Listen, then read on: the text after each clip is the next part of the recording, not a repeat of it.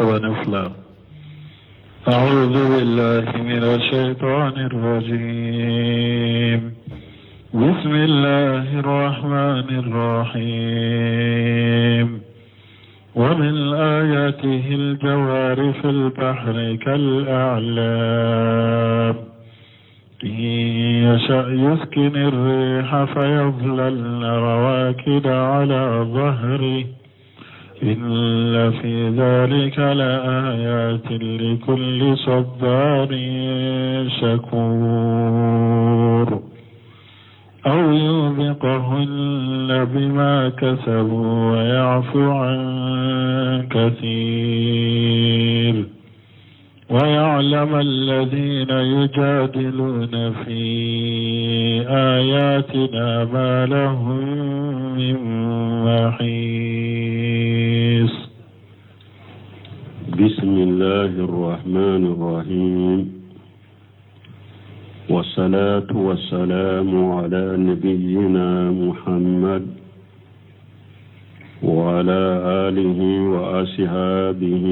وسلم تسليما كثيرا. سبحانك لا علم لنا إلا ما علمتنا إنك أنت العليم الحكيم. أستغفر الله الذي لا إله إلا هو الحي القيوم وأتوب إليه. اللهم انفعنا بما علمتنا وعلمنا ما ينفعنا وزدنا علما. بيتنا شوية هجرية باكلة أني كمناني أني بناني أني شدي سهر سفر من هجرة سانكالو فلنا بسويني وتاني سبناي. ميلاد النصارى وكجاتي بافلا ani muga ani woro sankalo wolon fulanna be sunye o muga ni wolon fulanna ambe dawra bu masjid rajab ambo kono. a'udhu billahi minash shaitanir rajim. wa min ayatihi abe alakata man shawla munum be alaka shebayana kam masaya yiranna aljawari fil bahari kal alam ibe batoye baji kono komi kulu. ibe batoye abe boli baji kono komi kulu. inyeta masere mimbala kamasaya iranna kaba kuru fitini ne ya fili baji kono ji kono abe jigi duguma. me baton momen na ka doni na ka hadama don komi kulu ala be baji kolo o be boli baji ka ni ala ka masaya de ni yasa naye ala kanu yuskinu riha ala be finye jo fa yajlalina rawakid ala jaharihi bato inna labana jo bajinka. parce que folo bato o ya sore motorite ulula ulutumbe bolini finye de nu ye bato dila utumbe fini ba do de do akero comme parapluie be chogomi finye betani yoro minye finye imbe do fini inkoro ka toka bato isamakata folo ka bato utumbe bolini chogode la o ya soro motori ko ni sasiko inte ube bolini finye de hari sisa fana finye no be bato bolili la parce que ni finye ewa chayara ko dugudoro ji kulu be bato gosi fambe obese ka bato to ji kono. donc ala ko ni atunyala dia abe finye sabati finye be jo fa yajlalina rawakid ala jaharihi bato imbella ba be jo baji katese kata parce que abe tani finye de inna fi zalika batum boli chago min fulani nye jika abin ninna la ayati li kulli sabbari shakur. taman se chaman de ben ninna mugo kelen mugo munum be sabari masibaw koro ani mugo munum be ala barikada nema wakati. aw yubiruhunna bima kasabu ube na diara alaye munum be bato kono ala bu be halaki kuto ji kono finye chogoya fulado bato la imana jo finye na jo bato jole na to ji ka tese kata imma finye na chaya abe bato gosi kile yoro yere tala beta kini abeta numa besaga abasaga ko finye na toka bato yere gosi ta fan yere tala onake sababu ye bato kono mogo bato na to jila ufana na to jila nuka bara jugo sababu ye wa yafu an kathir ala ya fara jurubu chamanna wa ya'lamu alladhina yujadiluna fi ayatina mogo bado mogo munum be sosoleke ne alaka ayaw chinyalila ma lahu min mahis ubena do ka fo kishiro te wulula kaboni alaka janga katama ibn kasir ko yaqulu taala aqwala qala min qur'an wa min ayatihi dallata la qudratihi al-bahirati wa sultani abe alaka tama shawla munum be alaka shebaya min temena hada madun ka hakilila ani alaka masaya abo irana jumam me tama shenna abo irana تشغيره البحران لتجري فيه الفلك بأمره ni ala ye baji kolo ni bato be boli baji kono ni ala ka nyamaruye wa hiya aljawar minye aljawari kore munye huwa aljawari fil bahri kal alam bato na be ji kono komi kulu ay kal jibal ibe bato ye jikano kome kulu qalahu mujahidu yanni fo wali hasanu ana li hasanu wa suddin anu suddu wa dahaku ani dahaku ay hajihi fil bahri kal jibal fil bar bato beke baji kono kome kulu fana be gere ka chogome kulu be gerenka bato fana be ji kono kome kulu chogo إن يسا يسكن ريها أي التي تسير في البحر بالسفن نادر عليه أبي فيني جو باتو بي بوليني فيني مني باجي كونو نادر عليه أبي فيني جو لو سا لسكنها حتى لا تتحرك السفن ناتندر عليه أبي فيني جو باتو جولم بتو جيكا تسكا لما بل تبغى راكدة بطن جولم بتو لا تزين ولا تجهم بل واقفة لا جهره بطن جولم بتو أتسكتا ساقي أجولم بتو جيكا أي على وجه الماء أجولم بتو جيكا أتسكتا نيفا أتسكتا كوفي أبي جوان نولا ناتون دير على بفيني جو بو بطو بجو ننشوغلا باجيكا أتسكتا إن في ذلك الآيات لكل صبار أي في الصدائد تامن شوبين ننا مغو كلين كليه مغو منون بسبالي جليو كرو مغو مو بسبالي جليو كرو باتون كلا هلا من فلن يتامن شوبين ننو تغيه كالا كشيبا يجرا سكور أي أن سكور بركة دبا أي إن في تسقيره البحر وجراه في الهواء alaka kolole katabajima wajirahi fil hawa ni bato infana be bole ni finye bi qadri ma tahtazuna ilayhi li shayrihim finye hakke min ni bato be hat bato tigu be hatagama ala bo finye hakke de ci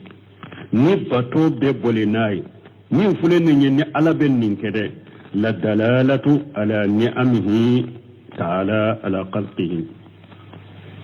دليل بيننا على كنيما لا أقدم فيك لكل صبار أي في الصدائد سبال بغا كلين كلين من بسبال جل يقرو سكور في الرخاء أني بركة دا بغا نغيا لا من بألا بركة دا تامان سبن نيني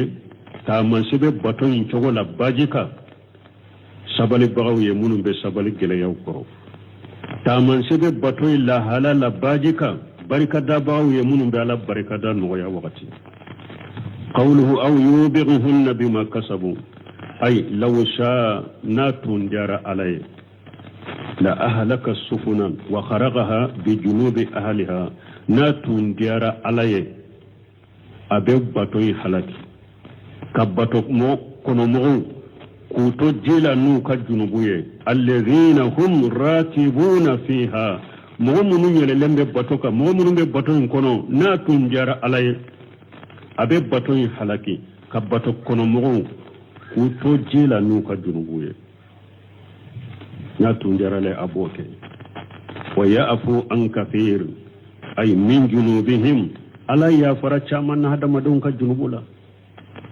ألا يافر هذا مدون كجنوبو چامدلا ولو آخجهم بجميع جنوبهم ni ala tunya hada madum minanu ka junubu keta beye la ahlaka kull man rakiba al bahra mugo yelena baje ka betum betum ji kono ka halaki wa qala ba'd ulama tafsir dombago doko mana qawluhu ta'ala aw yubighunna bima kasabu ko alaka kuma mana munyenna ko وبي نبتو كون مغو حلقينو كجنوبوية أي لو شاء لارسل إرياح قوية آتية ناتون جار علي أبي فينيتشي فين من كجري فين من شيني كجري كسبة فاغجت السفنة فيني أبي بطوي منا وأهالتها عن سيرها المستقيم أبي بطوي يلما كابوات لنرولا bafe kata yoro me fine na chananya anake finye girima fanaye kabato nyelema kabwa katile yoro la fasarafatiha jata al-yamin aw jata shimal ana bato nyelema ana yelema kata kini ana yelema kata numa abigatan bato ni ahalakilendo la tashiru ala tariqi atashaka boli sirakelenka wala ila jihati maqsid ateseka ewa tayuru nyini fana tayuru nyaba kere yakata ateseka tay na tungera la bo fana ke wa hadha alqawl huwa yatadammanu nin kuma min fulani nye donc abem nin kuma kono sisa mumbe nin kono ni bato kera ni togola sisa mumbo kono halakaha wa huwa munasibu lil awwali nin ko ni fulani min ben nin kono bato yi halakili donc nin la hada min fulo ninye anin la hala fulo imbe nyogonta mana la hala fulo na kadi alaye abe finye jo bato jolen be to jika ateta ni bato jolen tora jika ateta labanye munye halaki la hala fulo na ube na diara alaye finye inte jode me abe finye bachi fana finye mimbe tronke keni bato teseka nyesi rola ateseka ta tayorola abayele makata kini abayele makata numa Allah ba fo bato mbe halaki bato kono mo fana be halaki wa huwa annahu ta'ala law sa la sakana iriha fa waqafati najara atunjara alay abe finye jo bato mbe jo aw la qawahu ube natundana alay abe finye ngiriya fasaradati abe bato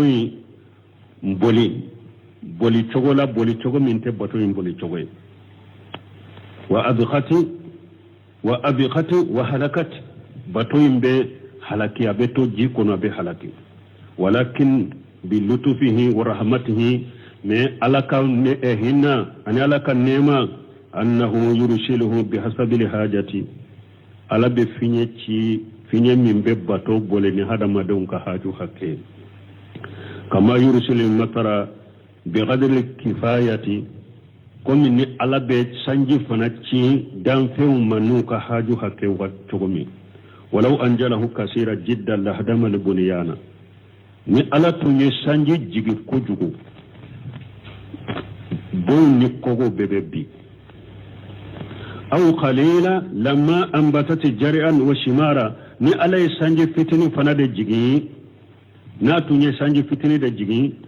فلن فهم تبو يريدون تبو حتى إنه يرسل إلى مثل بلاد مصر فيها من أرض أخرى غيرها منكسر كوهر على كنملا أكون مصر دغو كلوفله ni sanji caman jiginna misira ka dugukolo kan a ka ewa bogo tɛ se ka ta kogow bɛ bi de mais ala bɛ misira sɛnɛkɛfɛnw ye cogo di ala bɛ sanji ba in jigin jamana wɛrɛ de la ou bien dugu wɛrɛ la ji in bɛ woyo ka na olu ka dugukolo kan ji in bɛ woyo ka na olu ka dugukolo kan sinon olu yɛrɛ dugukolo a tɛ se ji caman kɔrɔ لأنهم parce que misrankan la yahtajuna ila matari ulute hataga katam canji chamama walau anzala alaihim la hadama bunyanahum wa asqata juduranahum ni sanji chaman tunjiginuka ukakogo be burja de ukaso be bide abu kaso be ukakogo bide me ala be ji chaman jigi yoro werede ka jimbole kana uluma uluka seneke fe mbe nyano chogode nimbe alaka fonnan shirani alaka nema de wa qawlu ni alaka ya lam alladhina yujadiluna fi ayatina ma lahum min mahisi ay la mahida lahum ambashna to yalikelaw bena do mogumunum be sosole ke ne alaka aya wula puru ka ne alaka aya ne alaka aya uchinya u bena do ko jenge yoro tu bolo kabone alaika janga katama ni ala ka janga kata wonni khamatina ani ni ala ka nyangili uyerebe na do ko kishiro tu bolo kabo ola fa innahum maqhuruna bi qudratina ulu karabalende do ni ne ala ka sheba yai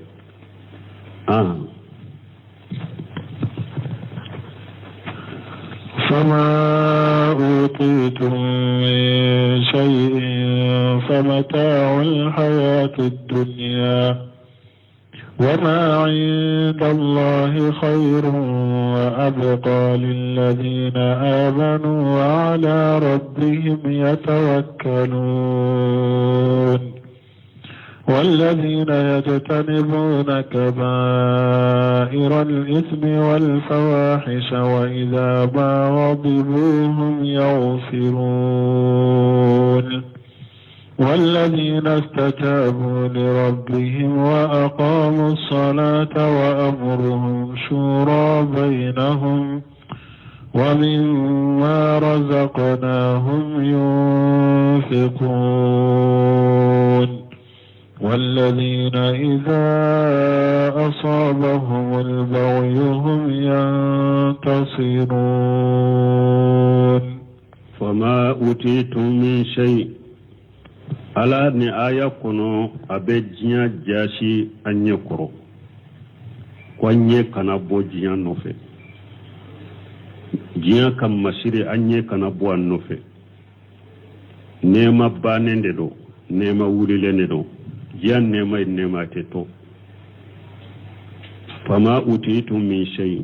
ala ko nema di aw majiya kono famata wuli hayati dunya jiya nyanama ya indamu indorondero ika jiya nyanama hakke damu dorondero ni ka jiya nyanama ya hakke banai sara ka bola wi eta bore na pew o yere ni ala min ka kene ya toy bolo fokati sade sinu mogo do be jiya kono bi ika fambe na folo minala mani na folo mugo bankula me ala yalla jarabi bana do bala le yere ka sure fana ye saride sogote se ka du jegete se ka du abe saride me ado yere ba fo sari nyere kana sukoro kala de kana sukoro bila pew na folo fula fambe banki falendo na folo me ayere te se ka du yere folo depuis jiyan kono ya keto nyanama ya la ese mbora lawo ese mbora la pew ewa min ka juguno be na sara domi aka mobili dakabanai aka basa dakabana mimba akanna folo uba faye nunun bo akanna ne afununa ukono uteseka bo ba faye nani shiso yobe muruanka faraka bola basa wori chaman do na min abe faraka boyla de man toro dakawana mo wore dego o foni ka boy bolola erete so foni nimbo rakaba awa sonu nafo ayata ka boya kana ya nogode ere kay tasi dakamana jila dakamana dayoro dakamana limi sanna million fulalli aya bonnin ka sisa kana ciya ibo bokare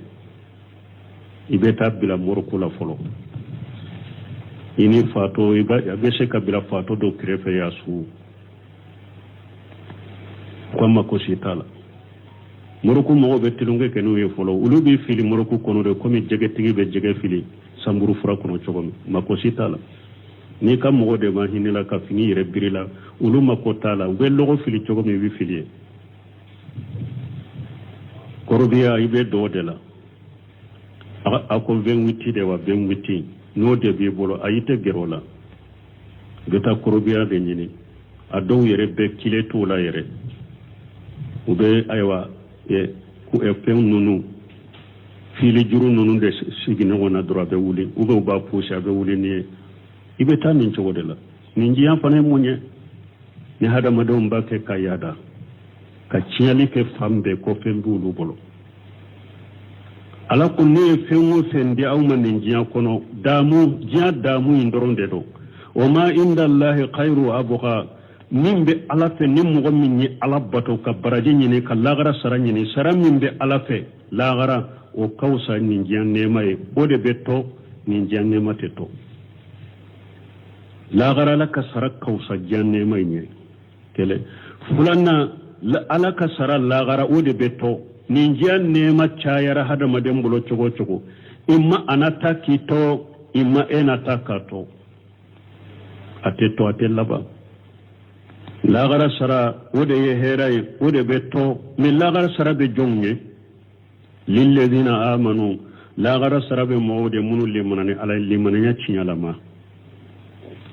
wa ala rabbihim yatawakkalun uyu kakko be sinsi ala kafana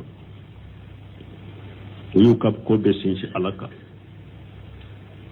balam mo chaman fana be bi illa marahim rabbi nan kwambe kuma khaliba de kade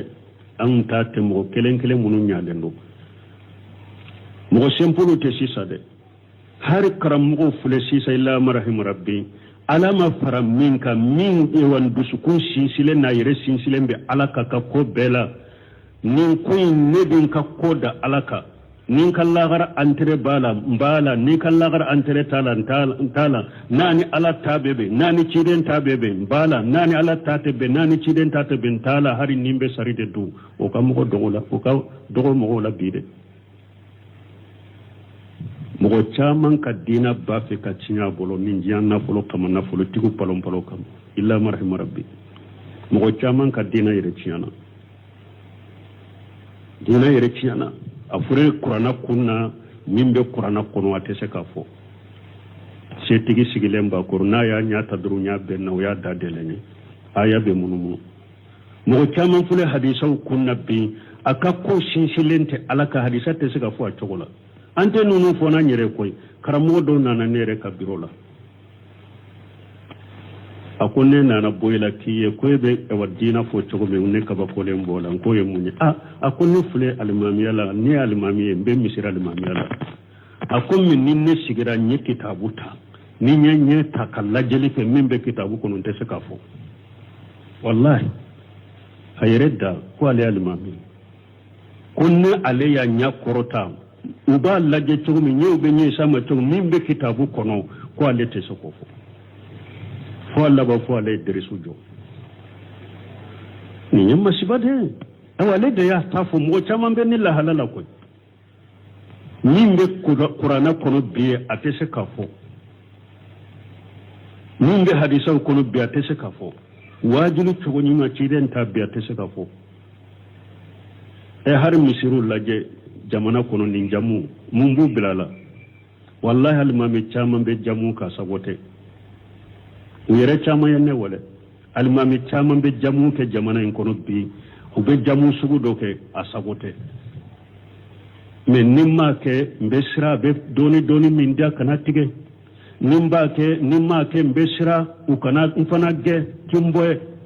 otorondo e yala mina emi ka koda la kawo hada madde mugo ni limanani alay yi koda alaka ala be sara min di malagara akausa ninjian nema abeto ninjian nema teto wallazina yastanibuna kaba'ira al-ism alakum mu'minun bu yere koroshi kabo junubu bama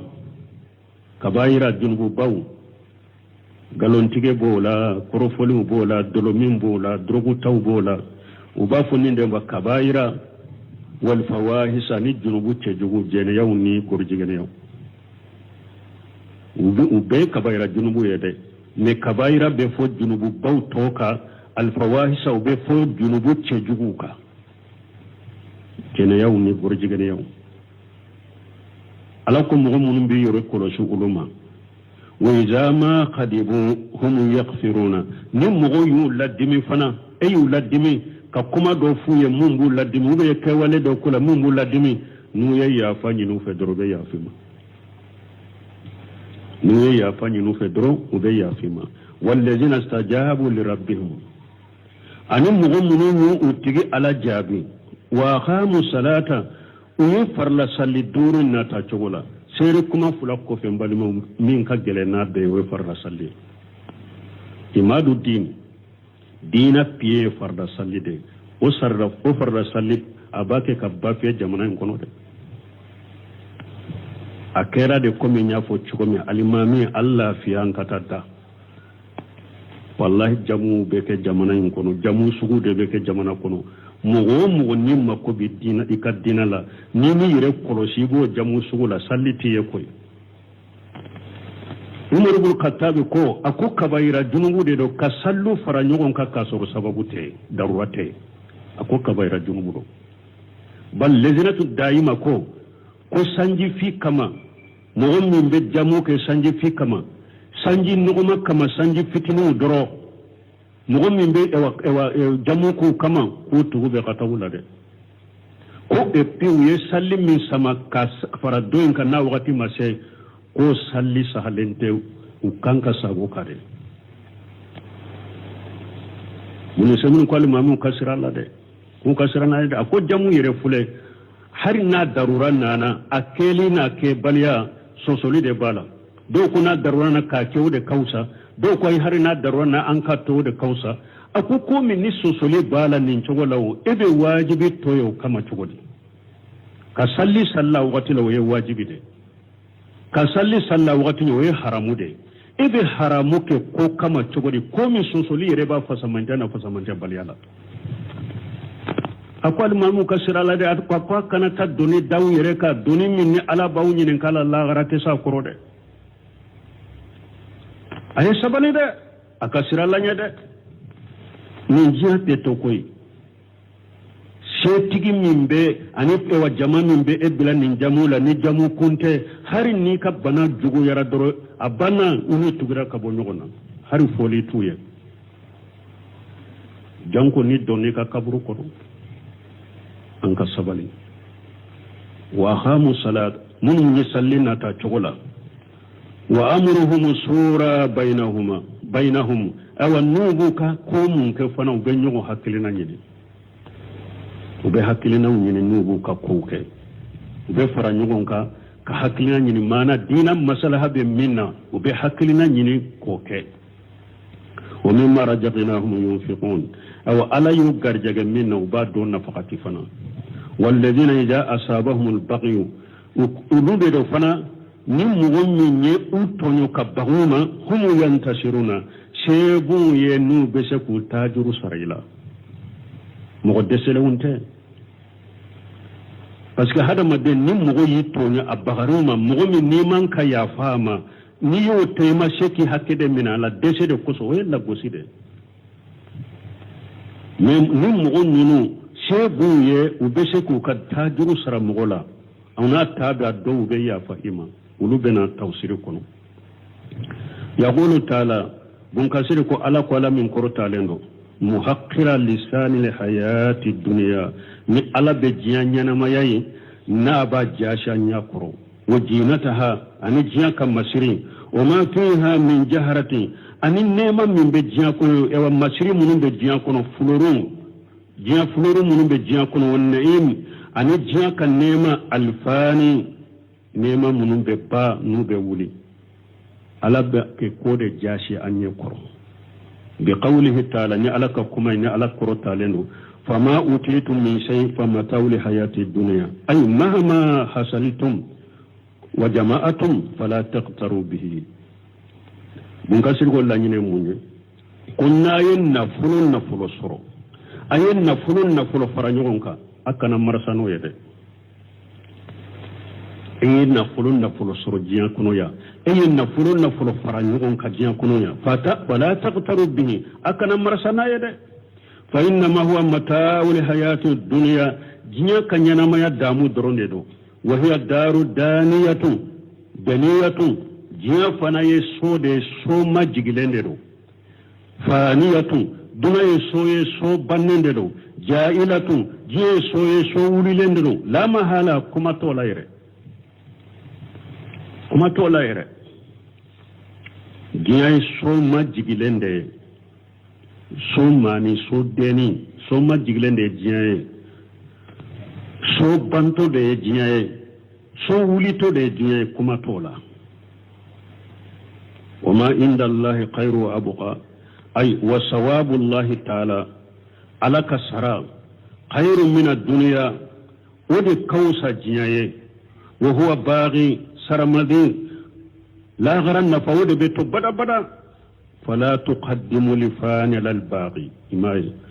من ببا أكنو بلا فني من تبا جناب ببا ده أكنا جناب لا غرن ده wodi ato haklima doko ako min be hadama dem min be giridiya nyofe ka jiya suganti Allah garaka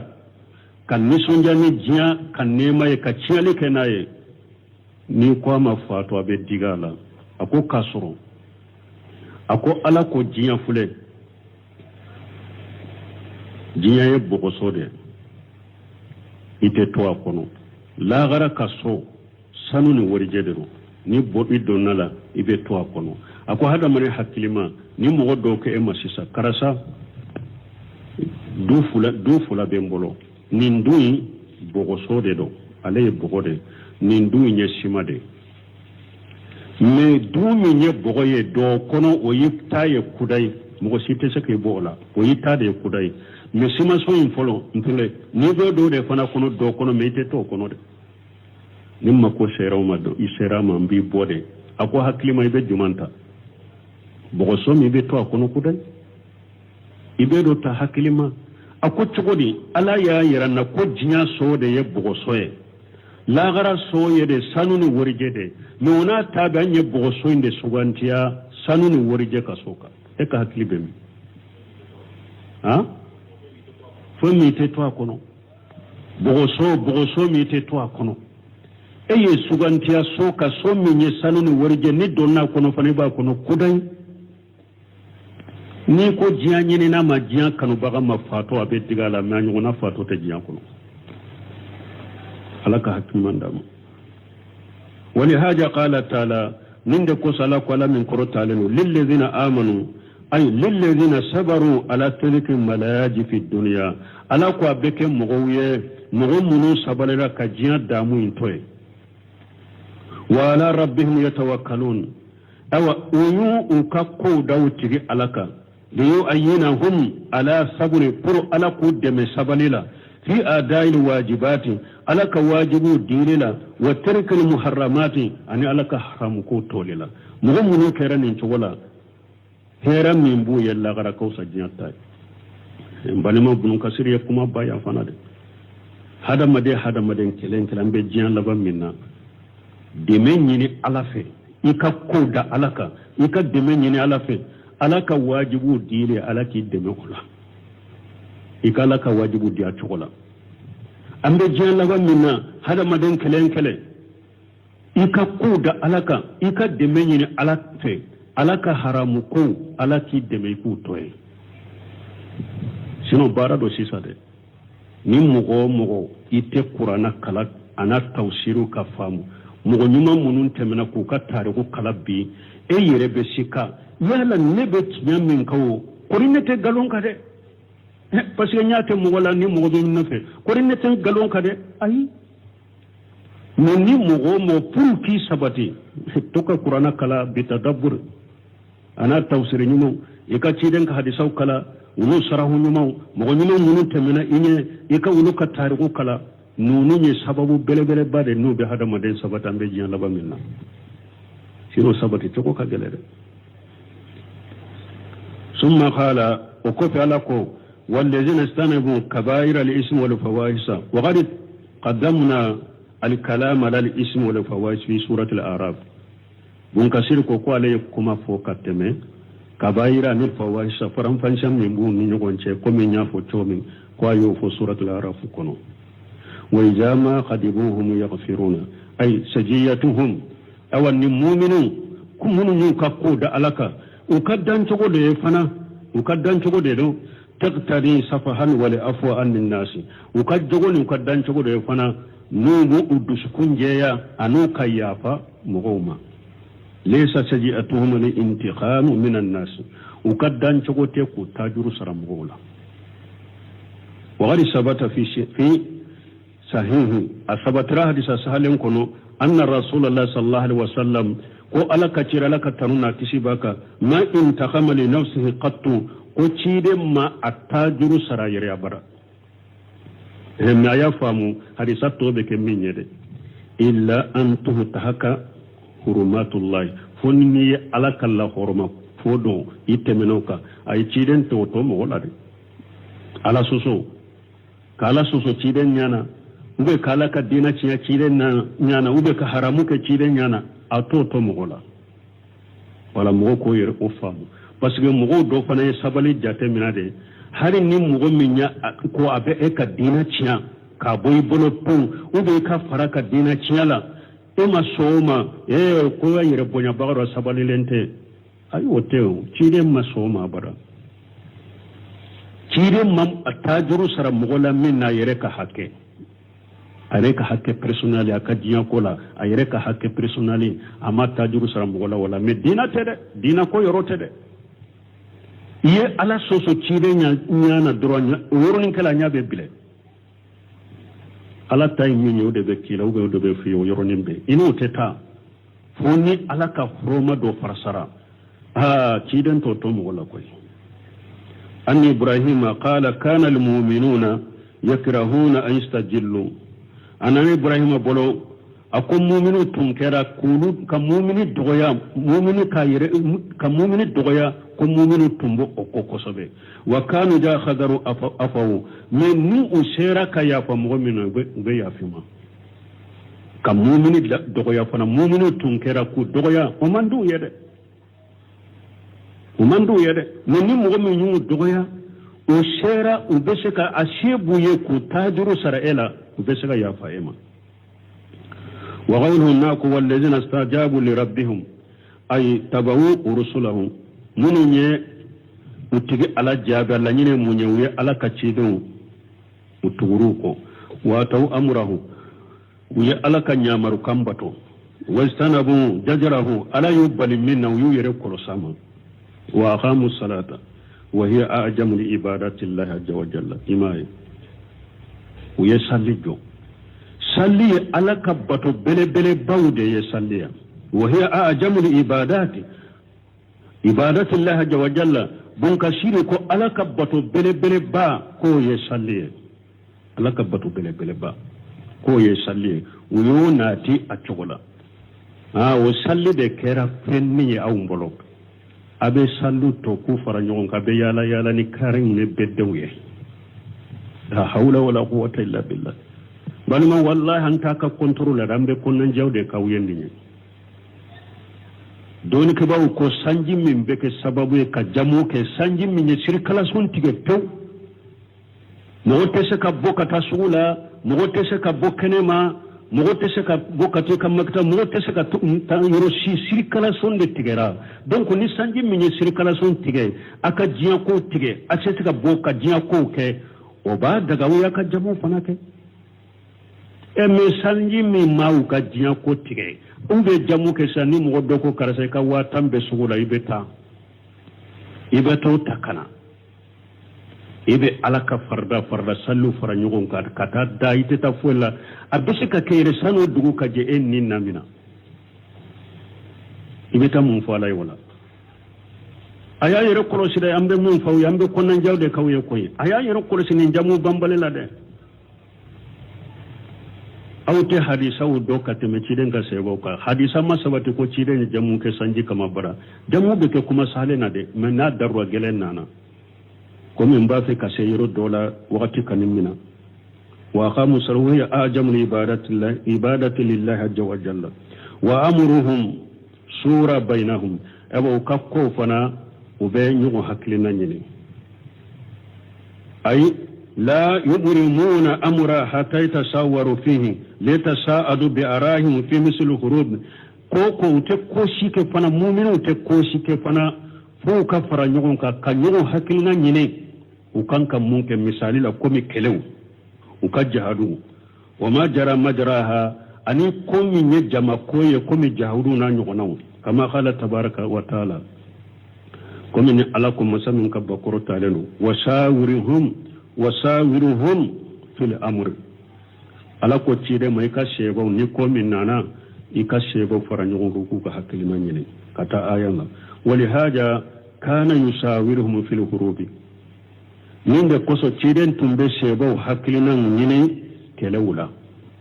ni jahadu min beke abe shebo faranyo ka ku ka hakilina nyine wanna hawiha anulu na anyo naw li yutayyiba bizalika qulubahum puru ku dusukun ewa udusukun be seka diawu ya chokomi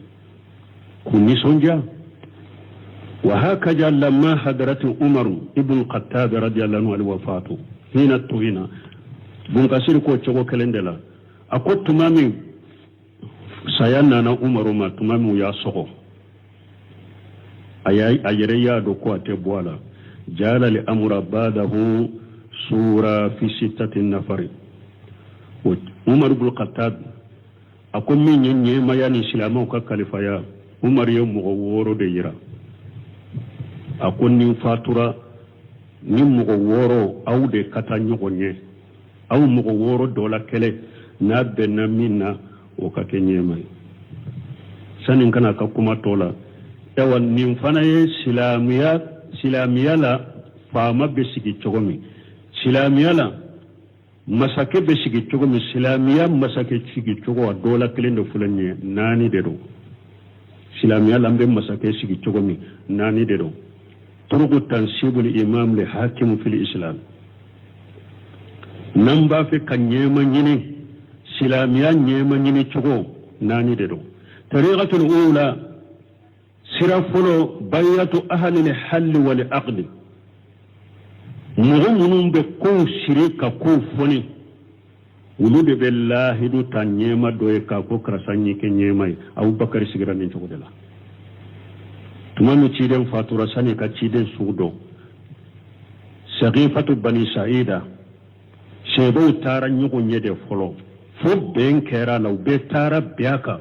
ko umanu bil khattab ahli al hal wal aqd doni ke baga munun bula hakilima munun bula nyema munun bula o tora nyogo nye yoro dola fu be benna ko lo hakimi nye nyogo nye o benna kanka umaru yanka abubakar siddiq ke khalifa anka abubakar ke nyema uye abubakar ke nyema ahli al hal wal aqd ni nya foloy silaman nyema sigi chogo foloy ninde أهل الحل والعقد يجون دون كبا يسارتي سبب أهل الحل والعقد العدالة وكاسر مقتل لون أهل العلم وكاسر أو دون كبا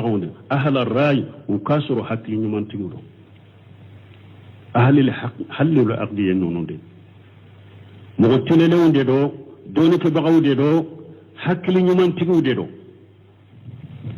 نيمو دي فنا قبل نيمو مثال يلا قبل نيمو دو نيمو wala ubafulu de ma ahli al hal wal aqdi no tilelewndo hakli man human tigu de do doni ke bagaw de do donc silamiya fama sigi togo fuledi fuleninde nonun de bebbe mo do la ka ke fama avec jamana ka fama kele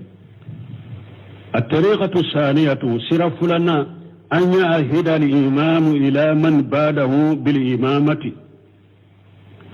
silamiya nyema sigi cogo fulana nyema min bambolo nyema min be sani aka fatu aka afanye kafu ninne fatura karasa de ka sigin kofe uba fonni ne wali la ahadi ode fule saudiya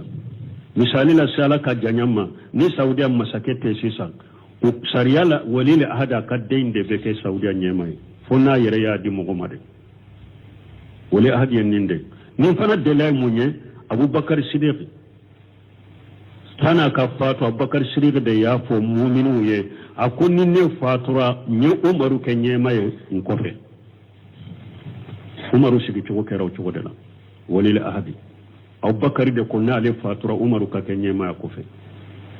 ni ne chugo ya fulanay donc masake min bambolo a fatu to uba boto nyema yala na ko ne karasa ke nyema ye nkofe o be ke nyema islamia sarela nyema na chugo fulana de fulani ne masake sigi chugo fulana de fulani islamia sarela الطريقة الثالثة سيرة سبنا أن يعهد الإمام إلى جماعة من أهل السورة يختارون من بينهم إماما للمسلمين سيرة سبنا الإمام من بامبولو نيما من بامبولو نيما يسانا كافراتو أكاد جمع كل دو إيرانا كافو نين جمع كل نيكو دي أوما أكتا سيغي أكا حكرنا ويرام إيوا نيغونا aw dola kelen cela na benna mo min ka ko ka kenyemay aka kenyemay umaru takira ode umaru usmana sigi togo kera ode umaru tumame asugura alayre yado ate bola ayem mo woro cide nyim mo ta ayew ludu ni sonja kube do arjanna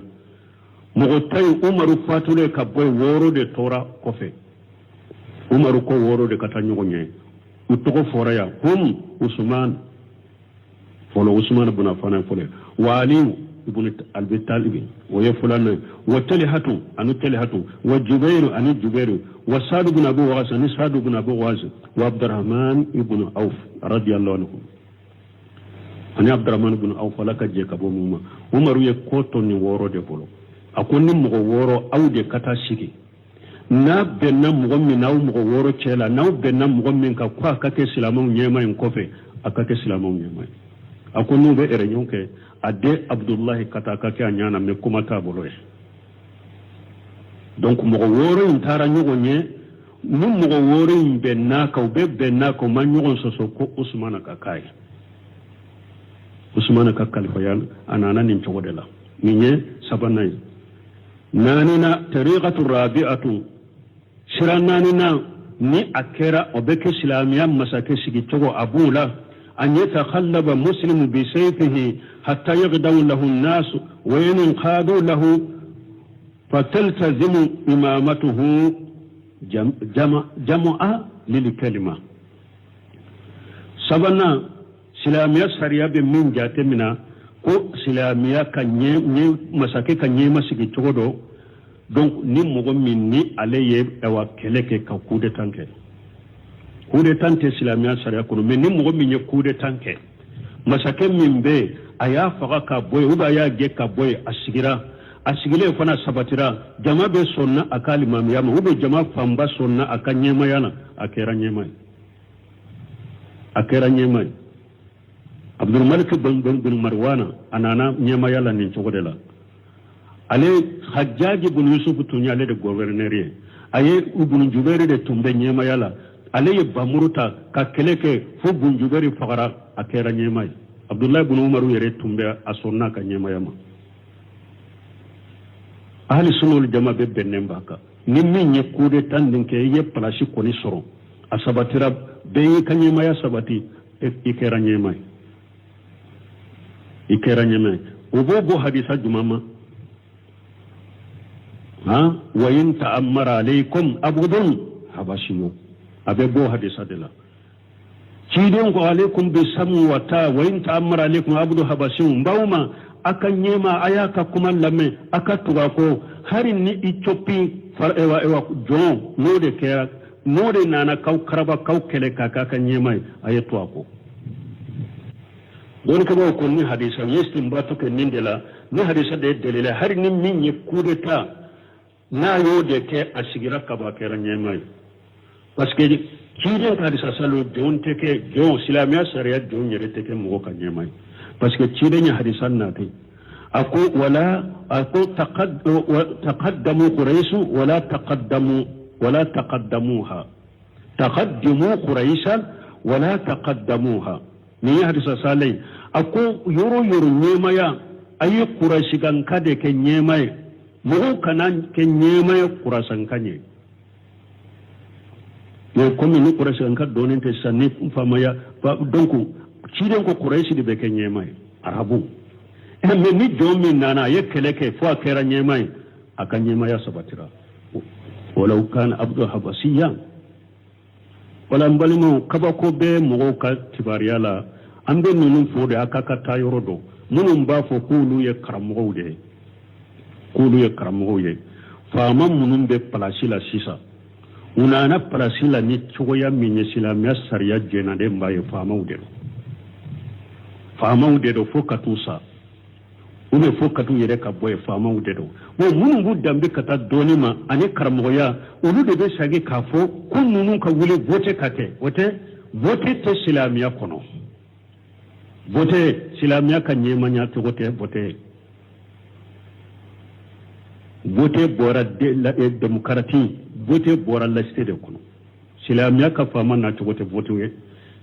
aw karamo yere de bafo silamia sariyan minka almamia sabati ka nyemaya sabati aw karamo de bafo ko ka boye ewa nyemaya kana to la silamia sariyan nyemaya na to yere te silamia sariyan la kaba ko toye vote te silamia sariya ka nyemaya na to ewa dombe ewa sura ube ewa ni hakilini ubani vote compare nyona wote do ba fo ko wote daga lendo ko pasbe ewa ala yire ko qur'ana kono aka ewa ni ko min be ka siga kanyo ewa nyugo hakilani ni asura majlis sura ani al intikhabatu tekelenya majlis sura amfule kafo mo telele unde boke mo telele hakilani man tigo dole ke bagaw ñeebo ahli al hal wala aqdi wulude baka ewa bo minye vote be go kono hari fatoni fendo mbali hakilinta bebe vote kono ni koni do ko jamana ka papier be bolo dro jamana denye dro bebe votula difference yero be difference may kele afula na wotu ta jama de be konte majlis sura jama kote ede min mu'min kuma na eka ewa hakilina kela hakilina nyumaye wode tabeta hari aka mugota payin ka kuma katafa ekelen ka kuma nu uyado ode yechinyai ode ni delelaw be nyogona ede tabeta jama inte me votu fana jama de be konte awa mugo be sa ibe mugo kansa yere de ibe wori de boka mugo sa ku faru yere ka o ka vote ku ye be sa de kasoru tife yere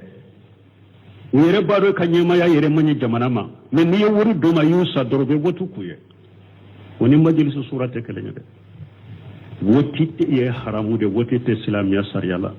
wotiye kafiru de ka sariya loi kafiru loi voto boyra ode kono islamia sariya fama sigi togo yende nani de votu tala ya umunun ko ye karamo ye aw ye be fama kelo de kamo kawuli vote ka ke karamo to yal mami to ko e kala na e mun kala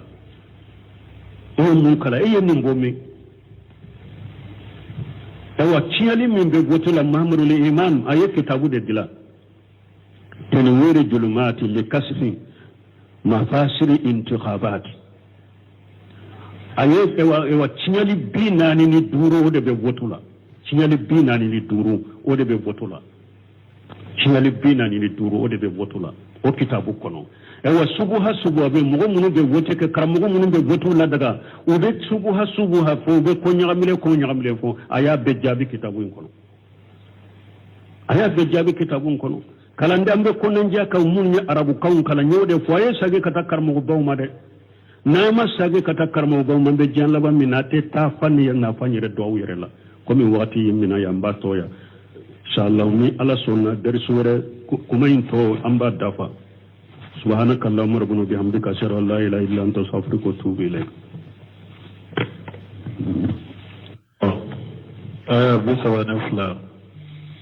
أعوذ بالله من الشيطان الرجيم. بسم الله الرحمن الرحيم.